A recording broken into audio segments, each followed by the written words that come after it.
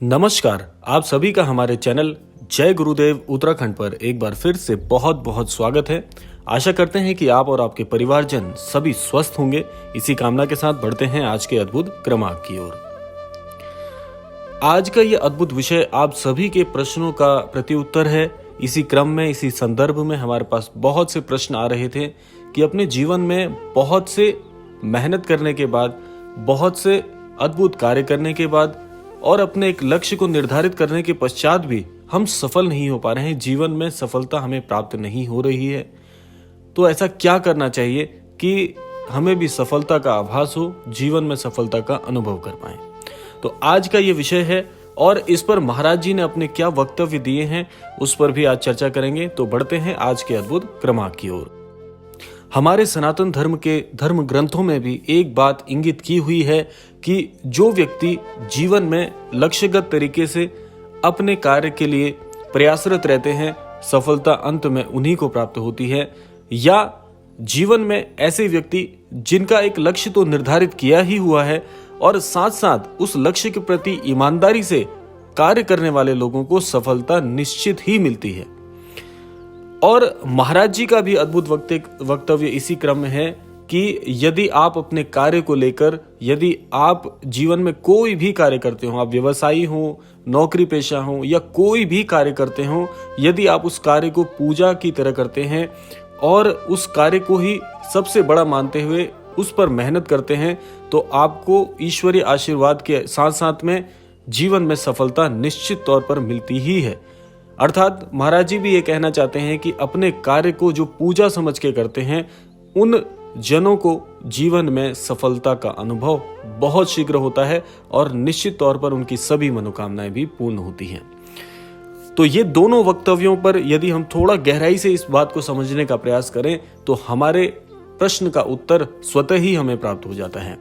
अब आज के आधुनिक काल में हम क्या करते हैं कि अपने कार्य को लेकर पहले तो हम बिल्कुल निश्चित होते ही नहीं। बहुत से लोग ऐसे हैं जो जिस भी पेशे में हैं, जिस भी कार्य को कर रहे हैं, जिस भी व्यवसाय में हैं, आप उस कार्य से ही संतुष्ट नहीं हैं। बहुत से लोग ऐसे हैं जो वो नौकरी कर रहे हैं, जो वो व्यवसाय कर रहे हैं, जिस भी कार्य क्षेत्र पर वो बैठे हैं, आप उस कार्य से संतुष्ट होते ही नहीं हो। आप उस कार्य को मजबूरी में कर रहे हो। पहला कारण यह है कि आप जीवन में आगे नहीं बढ़ पा रहे हैं, क्योंकि जिस कार्य की आप इज्जत ही नहीं करते, जिस कार्य के लिए आप समर्पित ही नहीं है, जब आप मन से मजबूरी से कार्य कर रहे हैं, तो कैसे भला आप उस कार्य को और अच्छी तरीके से प्रतिष्ठित बना सकते हैं। तो किसी भी कार्य को यदि आप करते हैं तो आपको अंतर मन में और आप उस कार्य के प्रति ईमानदार होने चाहिए। ईमानदारी का आशय यहाँ पर यही है कि जो भी आप कार्य करो उसमें आपका मन लगना चाहिए। उस कार्य को लेकर आप पूरी तरह से सुनिश्चित इस बात पर होने चाहिए कि यही कार्य आप करना चाहते थे, इसी कार्य से ही और इसी कार्य क्षेत्र में आप आगे बढ़ना चाहते हैं। इस बात को लेकर आप ईमानदार होने चाहिए। ये नहीं कि आप मजबूरी में वो कार्य कर रहे हैं कि नहीं, बस नौकरी है, ये मेरा व्यवसाय है, मुझे करना ही पड़ेगा। तो इसीलिए अब बात आ जाती है प्रथम चरण पर कि प्रथम चरण में आपको जो भी कार्य करना है, पहले उसके लिए लक्ष्यगत होना चाहिए।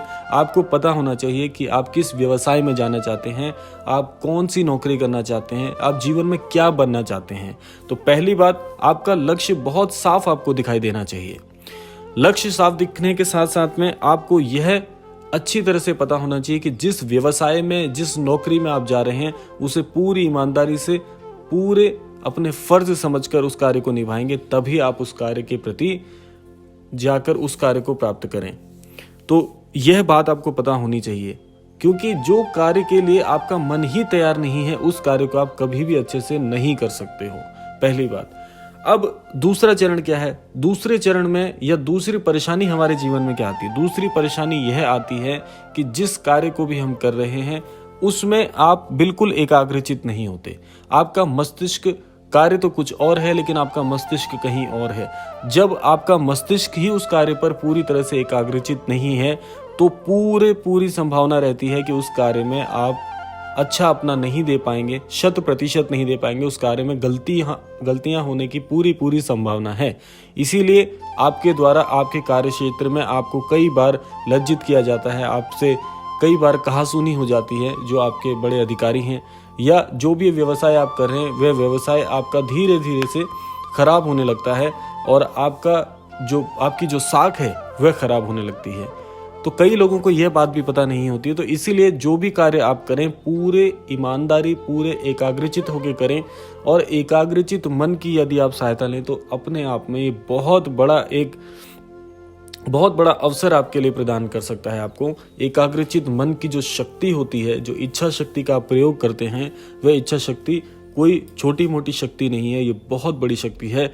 कई ऐसे हमारे यहाँ पे, हमारे इस भारतवर्ष में कई ऐसे अद्भुत पुरुष हुए हैं या अद्भुत जन हुए हैं, जिन्होंने ऐसे कई प्रतिभाशाली लोग हुए हैं जिन्होंने जीवन में एकाग्रचित मस्तिष्क से बहुत बड़े बड़े आविष्कार किए हैं और इस भारतवर्ष को, इस पूरी सृष्टि को बहुत कुछ अद्भुत दिया है। तो आप एकाग्रचित मन की शक्ति को यदि आप समझना चाहते हैं तो आपको इसके लिए अभ्यासरत होना पड़ेगा, अभ्यास करना होगा, और ये कार्य अभ्यास से ही होता है। अब आते हैं अगले चरण की ओर, और हम क्या गलतियां करते हैं। हमारे जीवन की सबसे बड़ी गलती होती है, हमारी असफलता का सबसे बड़ा कारण यही होता है कि हम जीवन में एक प्रकार से दूसरों को बड़ा आंकना शुरू करते हैं और स्वयं को आप कम आंकना प्रारंभ करते हैं। जैसे कि बहुत से लोग कहते हैं कि वह तो बड़ा ही सफल व्यक्ति है, उसकी इस सफलता के पीछे बहुत से लोगों का हाथ है, वह एक बड़े घर से था। या हम अपने मन की जो बात होती है, अपने मन की जो ईर्ष्या होती है, उसको दूसरे पर रोपित करते हैं। तो यह बहुत गलत बात है। हर किसी की सफलता के पीछे एक ही कारण आपको देखने को मिलेगा, वह है उसकी कड़ी मेहनत, उसका कड़ा अभ्यास। तो उसके लिए आपको प्रयासरत होना चाहिए, ना कि दूसरों से ईर्ष्या करनी चाहिए। और जिन भी सफल व्यक्तियों को आज आप देख रहे हैं, उस सफलता का सम्मान भी करना चाहिए, क्योंकि यदि आप किसी सफल व्यक्ति के जीवन में से कुछ अच्छी बात नहीं चुरा पाते या उसके जीवन की जो सफलता है उसका श्रेय आप किसी और को देते हैं या ईर्ष्या करते हैं, तो सीधा सीधा आप उसकी सफलता से ईर्ष्या कर रहे हैं, तो वह ईर्ष्या सफलता की ही हो रही है। तो इसीलिए सफलता को यदि आप आकर्षित करना चाहते हैं तो सफलता का सम्मान करना सीखिए। भले ही वह सफलता अभी दूसरों के जीवन में है, लेकिन आप उस सफलता को या उसकी अमुक व्यक्ति की सफलता को सम्मान देंगे, तब वह सफलता आपके जीवन में भी प्रविष्ट होगी। तो यह आपको बहुत ही स्पष्ट तौर पर पता होना चाहिए कि जीवन में आपको क्या करना है। अब बात आती है कि जीवन में हमें क्या करना चाहिए, हम कैसे सीख सकते हैं। जीवन में अपने लिए नियमबद्ध रहिए। जो व्यक्ति नियम कानून से चलते हैं अपने जीवन में, उनके जीवन में कभी भी विफलता नहीं आती है। तो अनुशासित रहिए, जीवन में अपना एक नियम बनाइए। बल्कि मैं आपको यही कहूँगा कि अपने समय को क्रमबद्ध कर दीजिए। हर समय के साथ साथ एक कार्य को विभाजित कर दीजिए और उस समय पर सुनिश्चित कीजिए कि उस समय पर जो आपने सूचीबद्ध तरीके से अपने कार्यों की एक प्रकार से श्रृंखला तैयार की है, वह पूरी तरह से उस समय अनुसार होनी चाहिए। उन कार्यों को आप अभ्यास के साथ लेकर आएं, तो जीवन में आपको कभी भी विफलता का मुख नहीं देखना पड़ेगा। तो इसीलिए जीवन में अनुशासित रहना बहुत ज़रूरी है। अनुशासन के साथ चलिए। स्पष्ट आपका दृष्टिकोण होना चाहिए। आप क्या बनना चाहते हैं, क्या प्राप्त करना चाहते हैं, ये बड़ा स्पष्ट तौर पर आपको दिखाई देना चाहिए। मस्तिष्क में इसकी रूपरेखा तय होनी चाहिए और जो आप जीवन में प्राप्त करना चाहते हैं वह लक्ष्य के प्रति आपको ईमानदार रहना चाहिए। मैं फिर से यही बात कहूँगा, और ये ईमानदारी इतनी होनी चाहिए कि क्योंकि यह सफलता आप अपने लिए आकर्षित करना चाहते हैं, किसी दूसरे के लिए नहीं। तो इसलिए इस बात पर आपका बल होना चाहिए कि भले ही धीरे धीरे आप अपने लक्ष्य की ओर बढ़ रहे हों, लेकिन वह बदलाव सकारात्मक हो, यह सुनिश्चित करना कार्य भी आपका ही है। और अगर इस प्रकार से आप जीवन में चलते हैं तो महाराज जी जैसा कि कहते हैं कि जो व्यक्ति अपने कार्य के प्रति ईमानदार है वे अवश्य ही सफल होंगे एक दिन। तो महाराज जी की बात अकाट सत्य है, तो इसको जीवन में उतारना आज से अभी से प्रारंभ कर लीजिए। तो यह था आज का अद्भुत क्रमांक। आशा करते हैं आपको आज का अद्भुत क्रमांक अवश्य पसंद आया होगा। इसी कामना के साथ विदा लेने का समय आ गया है। विदा लेने से पूर्व समय है प्रार्थना का। तो महाराज जी से आज मैं यही प्रार्थना करना चाहूँगा कि सभी अनन्य दर्शकों के जीवन में आप सद्बुद्धि दें, सन्मति दें, सभी को आस्थावान बनाएं और लक्ष्य के प्रति सभी ईमानदार रहें। इसी कामना के साथ विदा लेते हैं। मिलते हैं अगले क्रमांक में। तब तक के लिए जय श्री राम, जय गुरुदेव, जय उत्तराखंड।